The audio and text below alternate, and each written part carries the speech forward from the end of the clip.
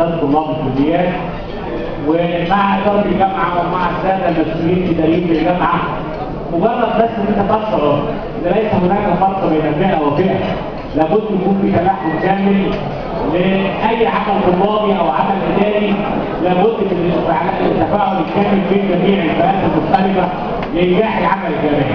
ده وضع طبيعي. كويس؟ فانا الحقيقه بقول دي سنه من السنن الحميده اللي بتعملها الجامعه.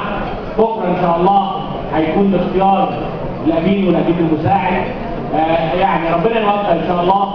وعلى فكره في كثير من الناس هدمت اللائحه الجديده وقالت ان اللائحه الجديده ادت للطلاب احقيه اكثر من اللازم. انا ليا وجهه نظر مختلفه شويه. صحيح اللائحه الجديده ادت احقيه كويسه فيها مميزات كتير، بس في نفس الوقت حملتك المسؤوليه، فرضت عليك مجموعه من الواجبات لابد اصبح النشاط كله معلق برقبه الطلاب.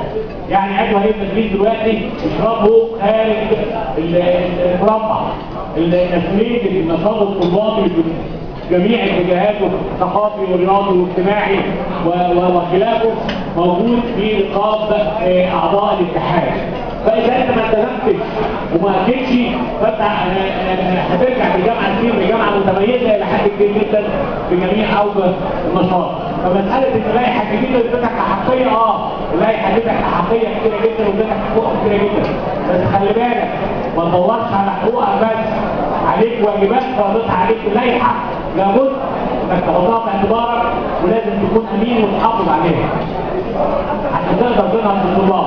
وعلى فكره من الاشياء اللي كل سنه بدأنا عليها وبكمل فيها وبعمل عليها ستريس كوميتي الرعايه الاجتماعيه. الرعايه الاجتماعيه من قبل اتحاد الطلاب لاخواتهم وطلبه، ده شيء من اهم ما يمكن. حالات المرض، الغير قادرين، ذو الاحتياجات الخاصه، دي مسؤوليه امانه الراعي لطلاب الاتحاد. مساله انك فرحان انك في كليه ولا في جامعه وما بتعملش حاجه يبقى قصه مالهاش لازمه.